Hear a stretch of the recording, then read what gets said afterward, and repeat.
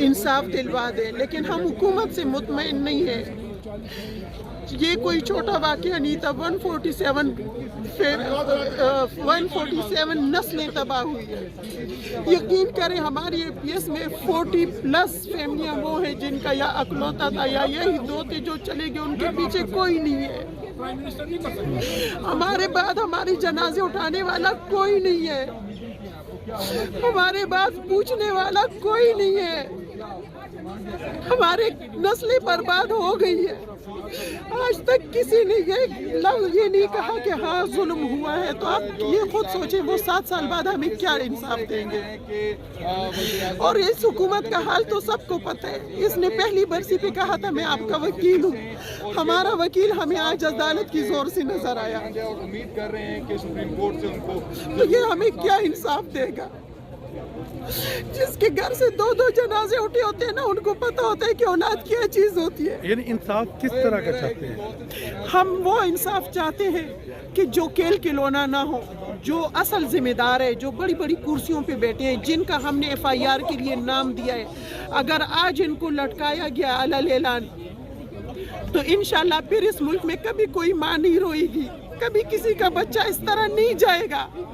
आज अगर ये 80,000 शहादतों की बात करता है, फिर ये क्यों तालिबान से सुलह करता है? अगर ये 80,000 शुहदा की बात करते हैं तो वो किसकी गलती है, वो किसकी कमजोरी है? हम तो जो दिन रात मेहनत करके कमा रहे हैं उसका 80% तो इसको दे रहे हैं ना। हम 20% में जैसे भी है अपना गुजारा कर रहे हैं, अपनी औलादें मांग रहे हैं। हम इससे तो नहीं मांग रहे थे कि इसने हमारे बच्चों के साथ इस तरह जुल्म किया। अब उम्मीद है कि हमें 7 साल बाद जो है इंसाफ मिलेगा।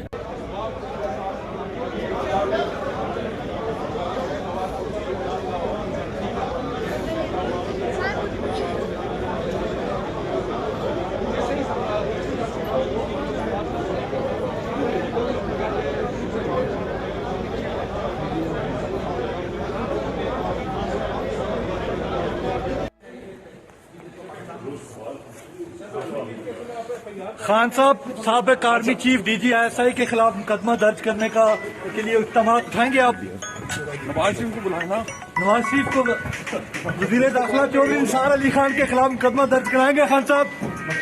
परवेज खटक को भी कहा कि मुकदमा दर्ज किया जाए परवेज खटक के खिलाफ। सर, परवेज खटक के खिलाफ मुकदमा दर्ज कराएंगे? पाकिस्तान एक पुरानी ऑर्गेनाइजेशन है जो मिलिटेंट टेररिस्ट ऑर्गेनाइजेशन है, और उसके साथ भी रवाबत पाकिस्तान की इस्टेब्लिशमेंट के पुराने हैं, मगर फिर वो पाकिस्तान की इस्टेब्लिशमेंट के ख़िलाफ़ ही खड़े हो गए TTP वाले। और ये एक बिल्ली चूहे का खेल है कि कभी उनके कुछ फैक्शंस रियासत पाकिस्तान के ख़िलाफ़ हो जाते हैं, कुछ फैक्शन सरकार के साथ होते हैं, और ये इस तरह चल रहा है। लेकिन वो एक बहुत ही डेंजरस ग्रोह समझा जाता है। अब जब इमरान खान ने पिछले दिनों तुर्की के एक टेलीविज़न को इंटरव्यू देते हुए कहा कि हमारी उनके साथ बातचीत चल रही है, उससे पहले यही कहा गया था रियासती मशीनरी ने कि ये भी इंडिया के एजेंट हैं, इनको भी पैसे मिलते हैं इंडिया से और दीगर गैर मुल्की ताकतों से। अब जबकि तहरीके तालिबान पाकिस्तान के अंदर हज़ारों लोगों की हलाकत के जिम्मेदार हैं, और ख़ास तौर पर पेशावर पब्लिक स्कूल का वाक़या दुनिया भर को नहीं भूलता, जिसमें उन्होंने ढिठाई के साथ मासूम बच्चों के कत्ले आम को तस्लीम किया था।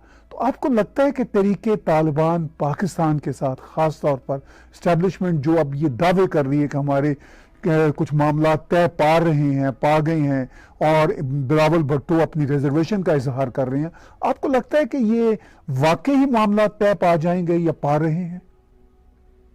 बिल्कुल जनाब, मुझे तो ये लगता है कि ये डेफिनेटली तय पा जाएंगे, और मुमकिन है ये इसको डिक्लेयर ना करें या डिस्क्लोज ना करें, जैसा कि मैंने पहले कहा, थोड़ा सा पब्लिक के खौफ की वजह से।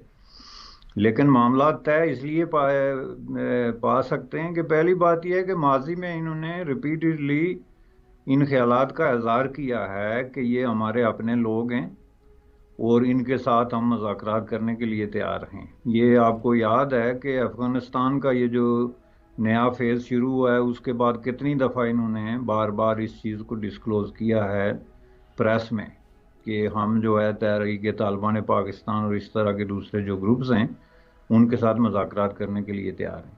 दूसरी वजह यह है कि इस वक्त जिन लोगों के हाथ में जो है वो हुकूमत की जो भी है इस वक्त इख्तियार है, वो सारे के सारे ज़हनी तौर पे तालिबान के बहुत करीब हैं, हुआ वो अफ़गानिस्तान के तालिबान हों या पाकिस्तान के तालिबान हों, चूँकि उनकी सोच तकरीबन जो है वो 100% मिलती है। प्राइम मिनिस्टर के हवाले से तो आप देख लें कि उन्होंने जो अफ़गानिस्तान के अंदर जो ये सिचुएशन हुई थी जिसको उन्होंने आज़ादी डिक्लेयर किया, ये देखते हुए कि अफ़गानिस्तान के अवाम को पूरी तारीख़ की बदतरीन ग़ुलामी में जो है वो धकेला जा रहा है, उसको उन्होंने आज़ादी डिक्लेयर किया। उसके बाद पाकिस्तान इन्हीं लोगों की क़यादत में इंटरनेशनली इस वक्त सबसे ज़्यादा मजबूती से ये कैंपेन कर रहा है कि अफ़गान जो तालिबान हैं उनकी हमायत की जाए या उनके साथ मुज़ाकरात किए जाएं या उनको सिस्टम का हिस्सा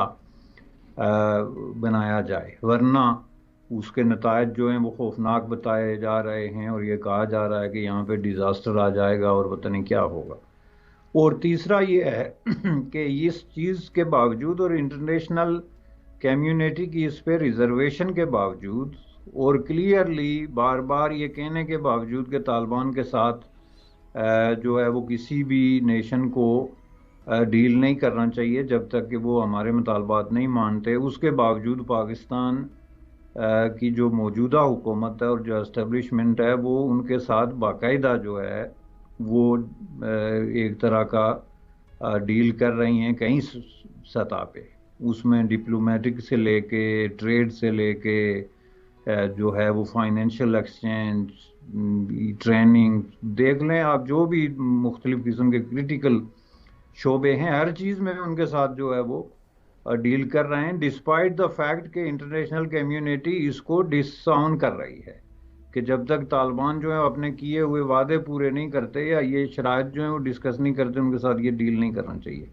तो इन हालात में आप ये अंदाज़ा लगा सकते हैं कि जो माइंड सेट इस वक्त पाकिस्तान में प्रीवेल कर रहा है रूलिंग एलीट के अंदर, वो प्रो तालिबान है, बल्कि वो तालिबान के साथ बड़ी हद तक जो है एक आप कह सकते हैं कि नज़रियाती वाबस्तगी रखते हैं, बल्कि एक ही किस्म के ख्यालात रखते हैं, एक ही आइडियालॉजी रखते हैं। उनका सोशल एजेंडा, उनका पॉलिटिकल एजेंडा और उनका जो इंटरनेशनल जो रिलेशन में जो एक सिचुएशन क्रिएट हुई है उसका एजेंडा बिल्कुल एक है। तो इन हालात में मैं आपको बताऊं कि ये बिल्कुल क्लियरली उनके साथ ये तय कर लेंगे, और ये इसलिए भी तय करेंगे, मैं आपको एक बात और बता दूं कि इसमें इनका, आपको याद होगा कि इक़्तिदार में आने की जो बहुत वजूहात थी, बहुत सारी वजूहात, उसमें एक सबसे बड़ी वजह ये थी कि पाकिस्तान में टेररिज्म के खौफ की वजह से जो है वो पीपल्स पार्टी को, जब ये मुस्लिम लीग आई थी तो पीपल्स पार्टी को जो है वो कैंपेन से बाहर निकाल दिया गया था, महज जो है वो टेररिज्म के खौफ की वजह से। और जाहिर है कि इसके पीछे सबसे ज़्यादा जो मुनज़्ज़म क़ुव्वत थी वो यही थे तहरीक तालिबान पाकिस्तान, जिन्होंने बड़े पैमाने पे खौफ व हरास फैलाया था, और इस तरह की क़ुव्वतों को जिनको वो डिसलाइक करते थे उनको उन्होंने कैंपेन तक नहीं करने दी थी, जिसके नतीजे में ये लोग जो है आगे आ गए थे, स्पेशली जो है वो पख्तूनख्वा में। तो मेरे ख्याल में ये हर किस्म का टैक्टिक्स जो है वो इस्तेमाल कर रहे हैं, अब से लेके इलेक्शन तक, चूँकि बहुत कम वक्त रह गया है, उसमें वो कहीं TLP को इस्तेमाल करेंगे ताकि उसकी जो खौफनाकियत है और उसका जो खौफ है उसको फैला के तो मुखालफिन को कुचला जाए, पीछे धकेला जाए। कहीं पे वो तहरीक लबैक को यूज़ करेंगे ताकि मज़हब के नाम पे जो है वो राय आमा को और वोट को जो है वो मुतासर किया जाए, और इन सब लोगों से ये डील होगी, आप याद रखिएगा, इसमें किसी तरह के शुबे की मेरे नज़दीक गुंजाइश नहीं। तो बशानी साहब, ख़तरनाक बात यह है कि ये सब डील्स करते करते क्या पाकिस्तान की रियासत को एक इंतहाई ख़तरनाक रास्ते पर नहीं लेकर जाएंगे? नंबर एक। नंबर दो, क्या अब मज़हब के नाम पर की जाने वाली ख़तरनाक तरीन सियासत दुनिया में कोई अपना मुकाम रखती है, जबकि पाकिस्तान की इकॉनमी ऑलरेडी बिल्कुल तबाही के दहाने पे खड़ी है, फैटिफ की लिस्ट पे मौजूद हैं, वर्ल्ड बैंक से पैसा नहीं मिल रहा, IMF की शराइत सख्त हैं, हत्ता कि चीन तक पैसा नहीं दे रहा। तो इस सारी सूरत हाल में इनका अचीवमेंट क्या है रियासत के, चाहे वो सियासी एलिट्स हों, खासतौर पर PTI के, चाहे वो इस्टेब्लिशमेंट हो, क्या उनको नजर नहीं आ रहा कि आगे फिर तबाही के अलावा कुछ नहीं है? देखें जी, ये तो टर्निंग पॉइंट है ना। टर्निंग पॉइंट इसलिए है कि जब आपके ये सारे दरवाजे बंद हो गए जिनका आपने अभी जिक्र किया, तो इसका मतलब ये है कि आप इंटरनेशनल कम्युनिटी के साथ डील करने में फेल हो गए।